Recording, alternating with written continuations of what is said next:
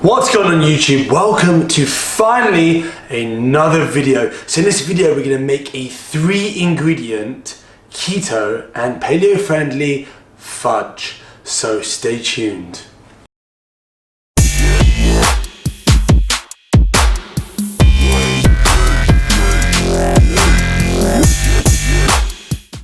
Okay, so first of all, I want to apologize to everyone watching this. Sorry I haven't been so frequent with my videos. I'm going to start posting way more, at least one video a week and sometimes two. I've been super busy. I'm doing a different course as well to add to my strength and conditioning knowledge, and I've just been running the business as well. It's been very difficult to try and fit in videos, fit in editing as well, but now I'm back on it. And this recipe, these fat bombs, or how I like to refer to them as what they are, these chocolate fudges, taste unbelievable, and they're a great source of fat. They're fantastic if you're on keto and you want something sweet, or if you're just in paleo, or if you just want a low carb dessert or snack. Anyway, to get to the point, the ingredients, very simple, 3 ingredients. So the first one, the star of the show, chocolate.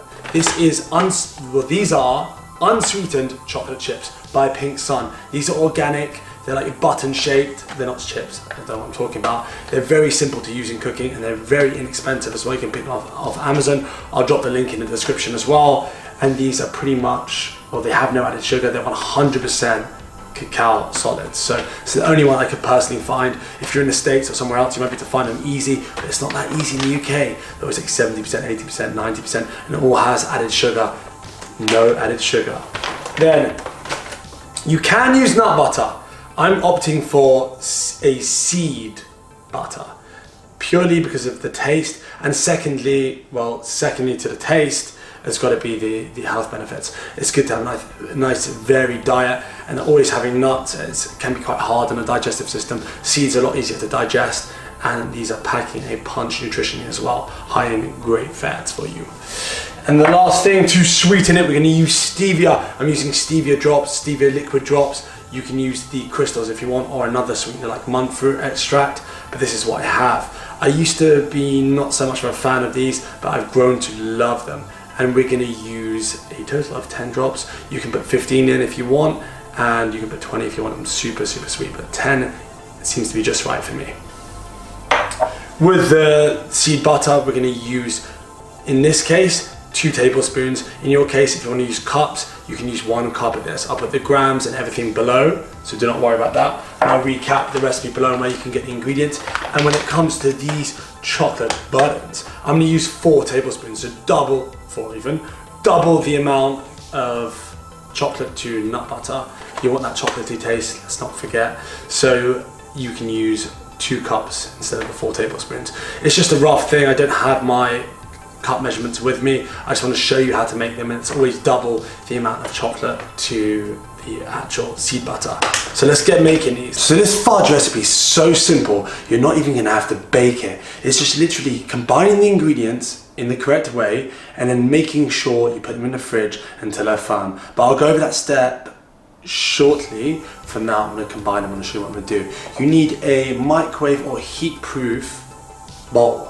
I'm not necessarily going to microwave it. I'm not the biggest fan of the microwave. People may say, what's wrong with you, just microwave it, it's easier.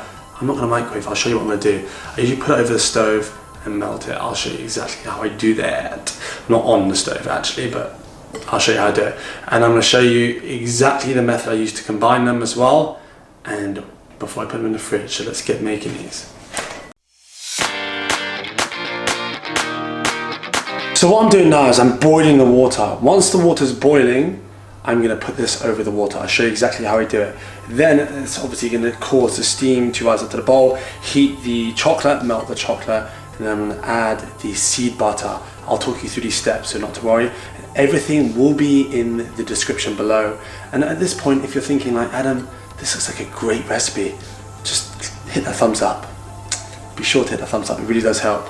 So I'm going to melt these now, and then get combining.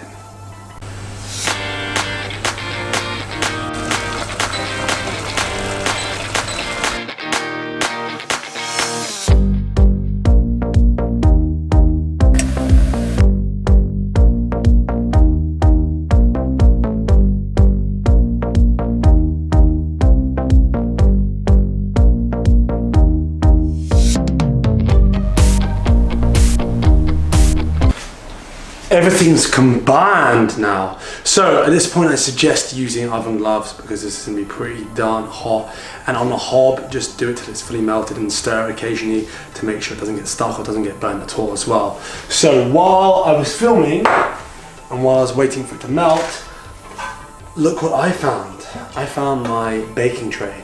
Well, this is my brownie tray, whatever you want to call it.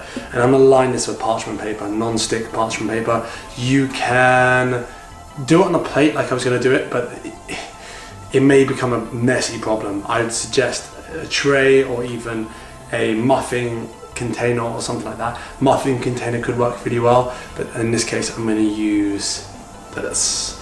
I'm going to line it now. I'm going to put the ingredients on the paper. I'll show you everything and then we're going to put it in the fridge, but I'll talk you through everything, so do not worry.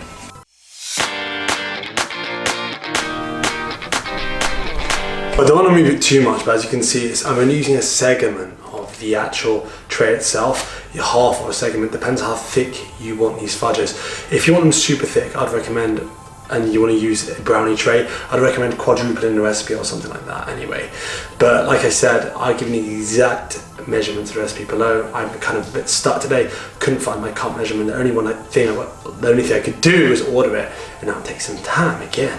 But anyway, so I'm using it with a small amount here, and I'll put it in the fridge for around 15-20 minutes, or just till they go solid. I'll show you what they look like when they...